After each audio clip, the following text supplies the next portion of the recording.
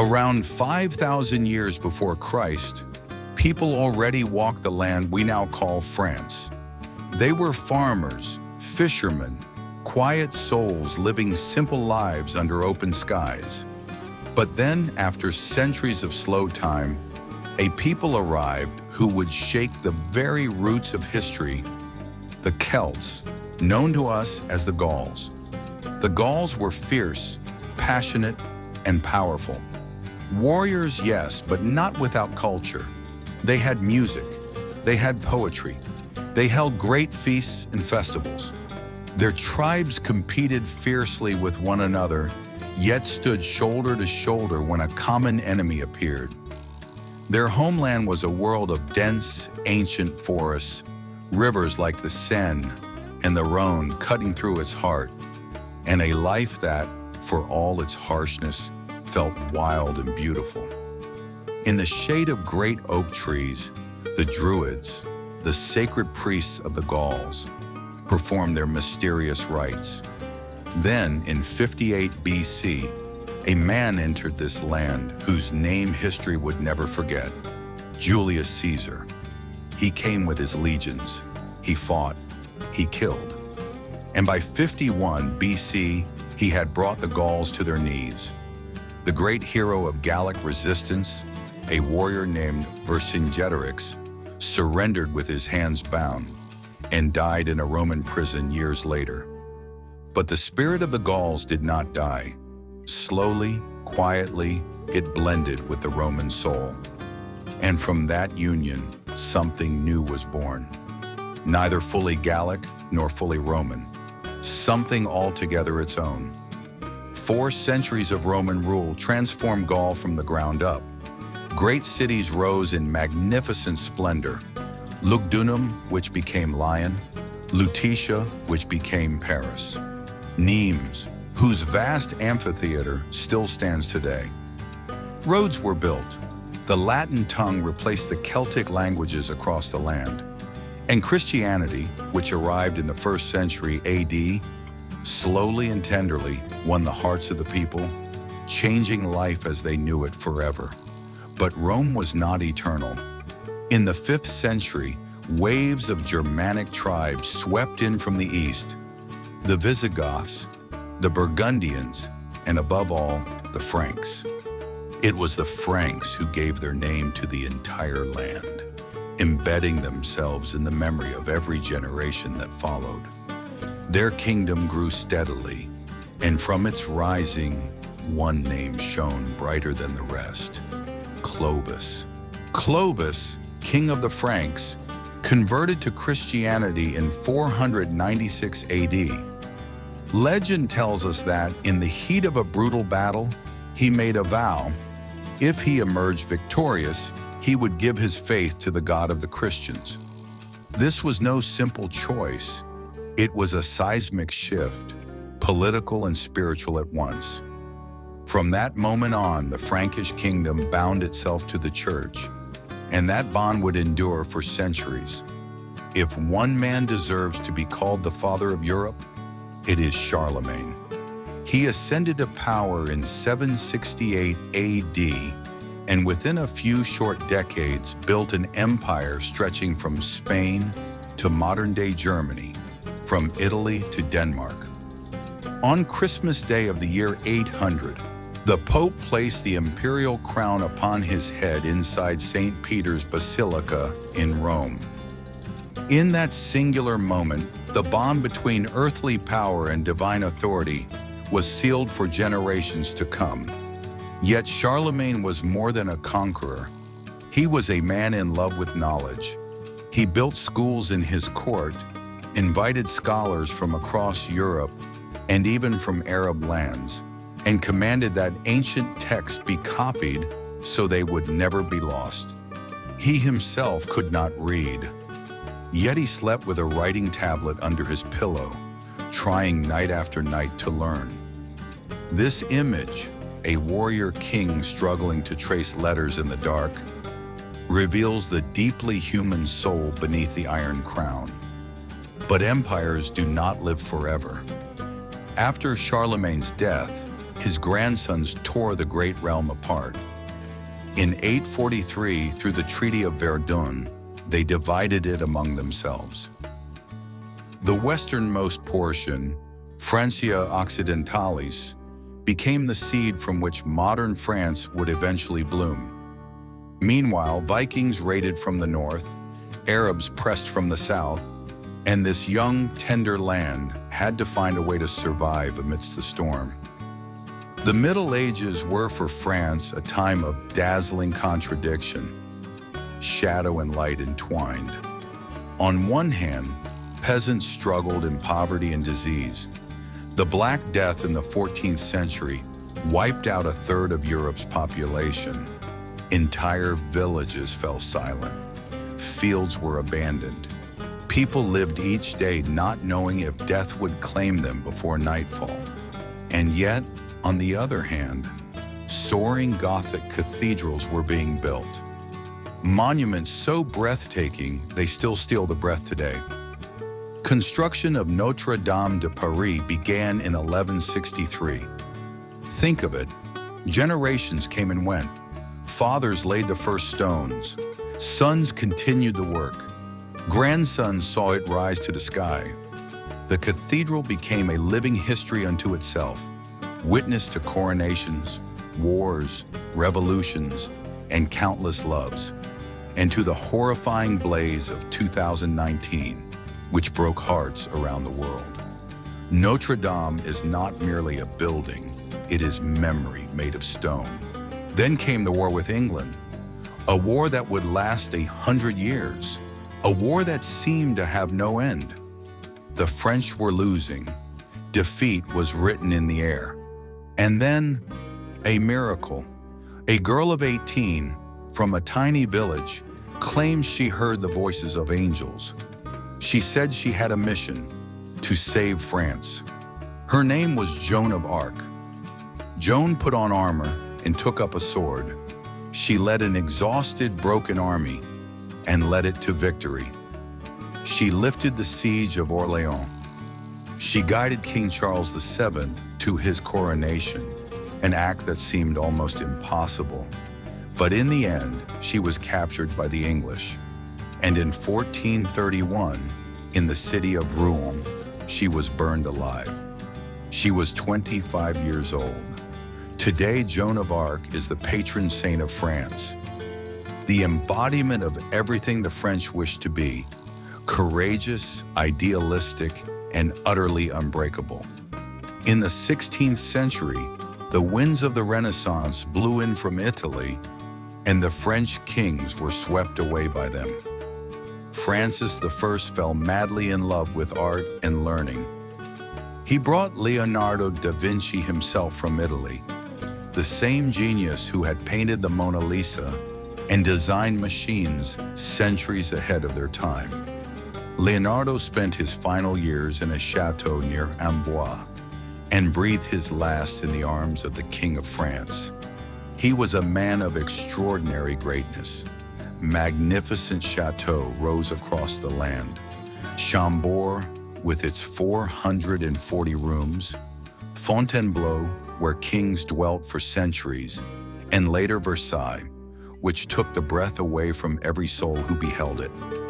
These palaces declared to all the world, France was no longer just another kingdom. It was the very center of European civilization. Artists, architects, poets, and musicians flocked to the French court from every corner of the continent.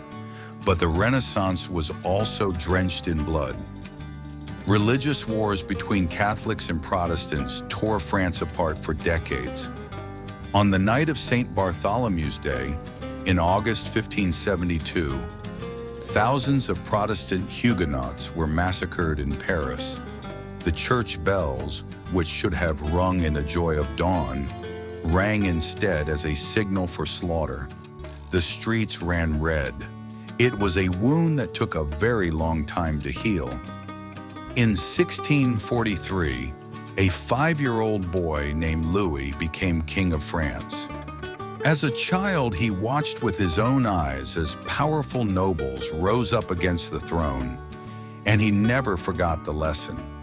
He went on to reign for 72 years, the longest reign of any major monarch in European history. He called himself the Sun King, and the claim was not without reason. He truly believed in it.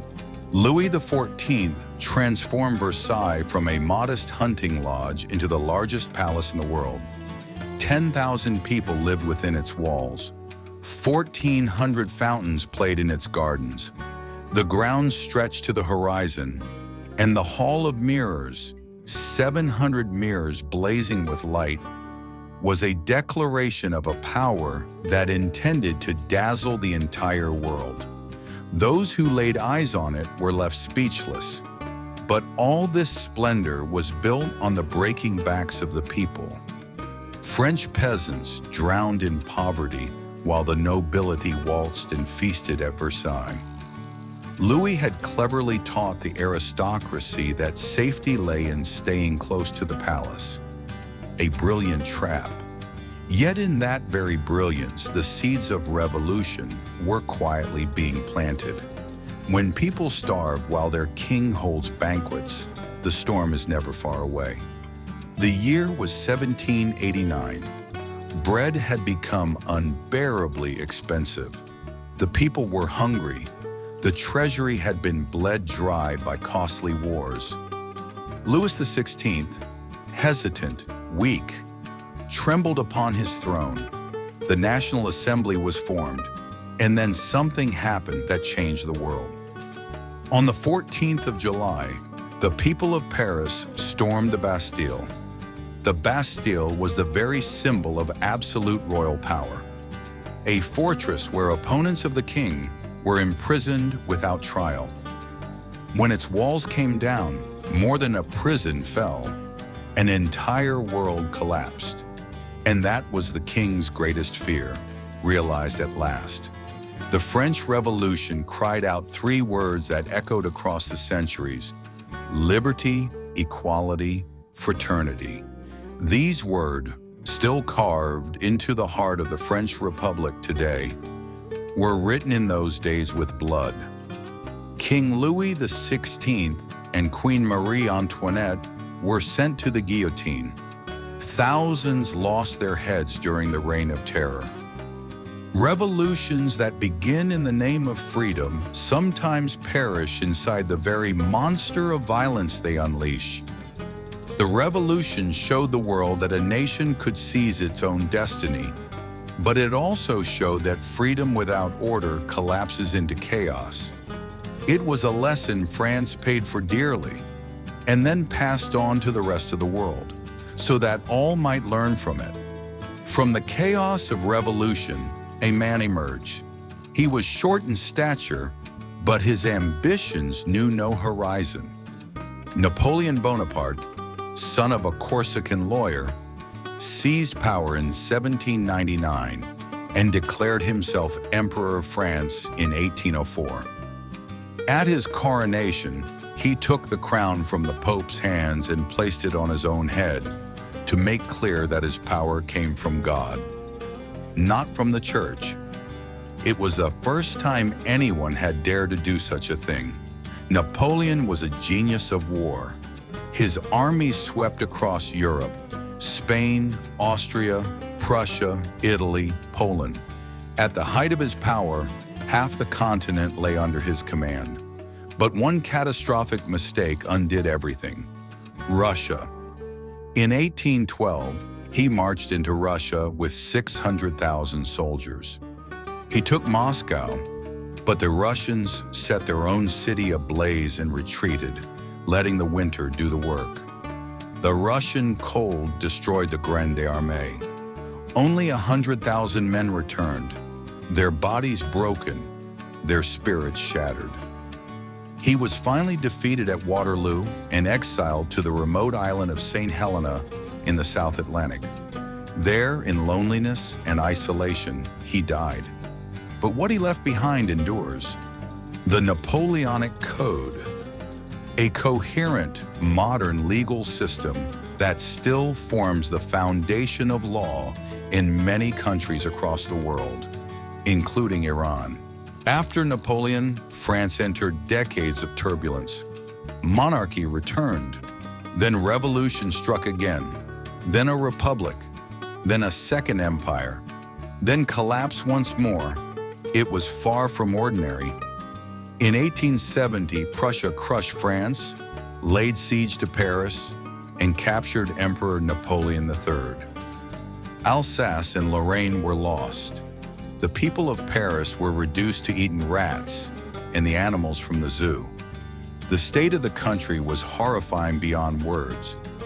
Yet these very blows made France stronger. The Third Republic was born. Secular schools were built.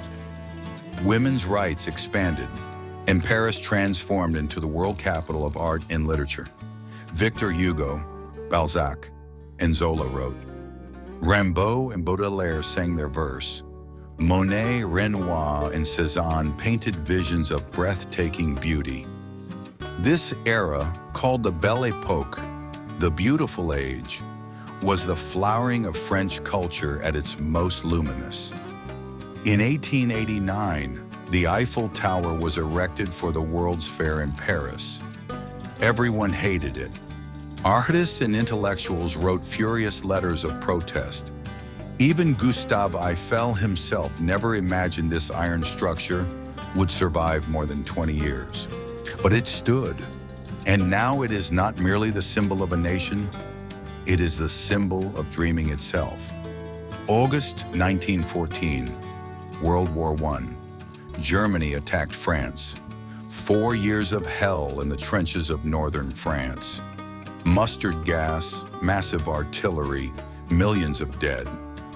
At the Battle of Verdun alone, 700,000 lives were lost. France won, but it had been so devastated that victory tasted of ash. An entire generation of young French men was left behind in those trenches. Less than 20 years later, World War II, Nazi Germany attacked, and in 46 days the country fell. Paris, the city of light, went dark under Nazi occupation. German soldiers marched in parade down the Champs-Élysées. The Vichy government collaborated with the enemy. Many French Jews were arrested by their own country's police and sent to the death camps. But even in the darkest hour, one voice cried out from London. France has not been defeated. General Charles de Gaulle, who had escaped to England, broadcast over BBC radio that the battle for France was not over. The French resistance was born, and it burned with ferocious energy. Men and women whose names history never celebrated hid Jewish families, sabotaged Nazi communications, and carried vital intelligence through the shadows at the risk of their lives. In August 1944, the Allies liberated Paris. De Gaulle walked on foot down the Champs-Élysées as millions wept and roared with joy. That moment is one of the most magnificent and most heartbreaking scenes in all of modern history. After the war, France was rebuilt from scratch. De Gaulle founded the Fifth Republic in 1958, a system with a strong presidency that endures to this day. The post-war decades brought remarkable economic growth, expanding social welfare, and France once again rose as a major power on the world stage. But home was never entirely calm. In May 1968, the students of Paris poured into the streets. This uprising was not born of hunger. It was born of spiritual exhaustion. They were tired of a worn-out system, a conservative society, a world their parents had built and locked shut. Workers joined them. 10 million people went on strike. The revolt never became a revolution, but it transformed French culture from within forever. France played a foundational role in building the European Union. A country that had fought Germany for centuries now forged an unbreakable friendship with it. That reconciliation became the cornerstone of European peace a political miracle that no previous generation could have even imagined. France today is a country of magnificent contradictions. It is at once conservative and revolutionary. It honors its past and hungers for the future. Around 68 million people call it home. Native French alongside immigrants from Africa, the Middle East, Asia, and Eastern Europe. That diversity sometimes sparks tension, but it is also one of the great sources of France's cultural vitality. Paris remains the world capital of fashion, art, and philosophy. Tens of millions visit every year, standing before the Mona Lisa, climbing the Eiffel Tower, sipping coffee in the cafes of Saint-Germain. But France is far more than Paris. The sun-drenched south with its lavender fields, Normandy with its history-haunted beaches, Bordeaux with its endless vineyards, Alsace with its fairy tale-colored houses. Every corner holds a story all its own. France today faces serious challenges: economic inequality that drove the yellow vests into the streets, identity tensions in a multicultural society, climate change, and that timeless question every great nation must answer. How do you preserve who you are in a world that never stops changing? But when you step back and see France whole, through all its ages, all its fires, you find one quality that sets it apart and is almost impossible to find elsewhere: the audacity to think big. Again and again through history, France has looked the world in the eye and said, things can be different. Descartes declared, "I think, therefore I am," and built the foundations of modern philosophy. Rousseau wrote that man is born free. Voltaire said that superstition is the enemy of reason, and with his pen made kings tremble. Pasteur defeated diseases that had killed millions. Curie discovered radioactivity. The Lumiere brothers invented cinema, a revolution for all of humanity. And the French Revolution itself showed the world that a nation could change its own destiny, inspiring America and lighting the flame of revolutions across the globe.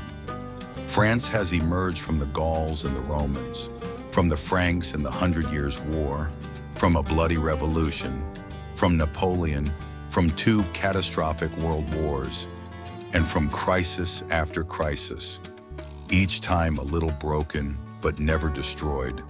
This nation learned to make art from pain, to build palaces from ruin, to draw strength from defeat, and from every crisis, to raise a voice that changes history.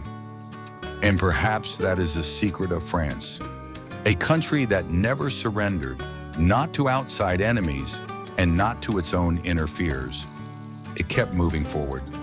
France is not merely a country, it is an idea that says life should be beautiful, freedom should be real, justice should belong to everyone, and every human being of every race, every gender, has infinite worth.